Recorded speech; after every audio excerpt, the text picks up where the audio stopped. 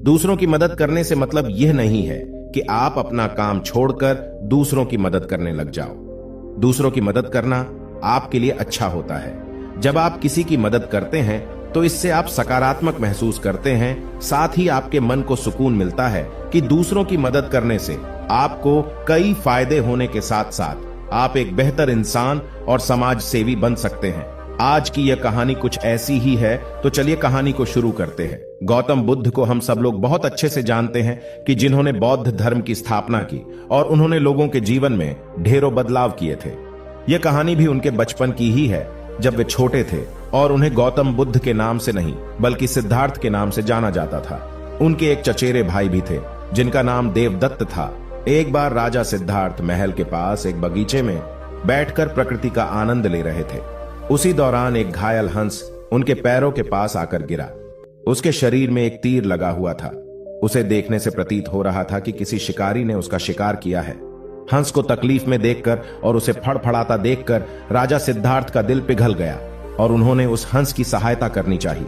उन्होंने सबसे पहले उस हंस के शरीर से वह तीर निकाला और घायल जगह पर उसकी पट्टी की। यह सब कर लेने के बाद सिद्धार्थ बगीचे में बैठे हुए थे। उसी दौरान देवदत्त हंस को खोजता हुआ सिद्धार्थ के पास पहुंचा। देवदत्त सिद्धार्थ के पास पहुंचते ही उनसे कहता है कि अच्छा तो यह तुम्हारे पास है, लाओ इसे मुझे दे दो। इसका शिकार मैंने किया है। इसका शिकार करने में मुझे बहुत मेहनत करनी पड़ी थी।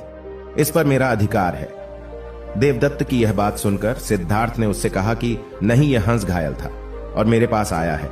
मैंने इसकी मदद की है और उसकी जान बचाई है, इसीलिए इस पर अधिकार मेरा है। दोनों भाइयों के बीच उस हंस के अधिकार को लेकर बहस होने लगी। अब वे जानना चाहते थे कि उस हंस पर किसका अधिकार ज्यादा है। ऐसे में उन दोनों ने निर्णय लिया कि वे दोनों राजा के पास जाएंगे। सिद्धार्थ के पिताजी उस राज्य के राजा थे। वे दोनों राजा के पास गए। राजा के पास पहुंचते ही देवदत्त ने सबसे पहले कहा कि महाराज, इस हंस पर सबसे ज्यादा अधिकार मेरा है क्योंकि मैंने इसका शिकार किया है। इस वजह से आप सिद्धार्थ से कहिए कि वह यह हंस मुझे दे दे। जैसे ही देवदत्त की बात पूरी हुई, तब राजा ने दोनों को शांत किया और फिर उनसे पूछा कि पूरी बात क्या है, मुझे विस्तार से बताओ। ऐसे में सिद्धार्थ ने राजा को पूरी बात बताई और उनसे बोला कि पिताजी, बात यह है कि इस हंस का शिकार देवदत्त ने किया था, लेकिन यह हंस घायल होकर मेरे कदमों के पास आ गिरा। इसे घायल देखकर मैंने इसका इलाज किया और इसे ठीक किया है। अब आप ही बताइए कि इस हंस पर सबसे ज्यादा अधिकार मेरा ही है। राजा ने इस मामले पर अच्छे से विचार किया और विचार कर लेने के बाद कहा कि मारने वाले से ज्यादा बचाने वाला का अधिकार सबसे ज्यादा होता है। इसीलिए इस हंस पर सबसे बड़ा अधिकार सिर्फ और सिर्फ सिद्धार्थ का है, क्योंकि उसने उस हंस को मारा नहीं बल्कि उसे घायल देखकर उसका इलाज किया और उसकी जान बचाई।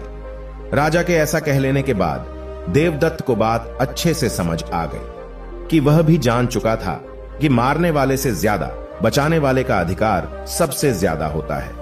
मॉरल ऑफ द स्टोरी, इस कहानी से हमें समझ में आता है कि मारने वाले से ज्यादा बचाने वाला बड़ा होता है और उसका अधिकार भी मारने वाले से ज्यादा होता है। इसीलिए हमें भी दूसरों की मदद करनी चाहिए और परेशान लोगों की सहायता करनी चाहिए। ऐसा करने से हम अपने आसपास के समाज को अच्छा और बेहतर बना सकते हैं। एक अच्छा समाज ही एक अच्छे देश की पहचान होती है। इसीलिए आप भी आज से प्रण लीजिए कि आप भी दूसरों की सहायता जरूर करेंगे। धन्यवाद।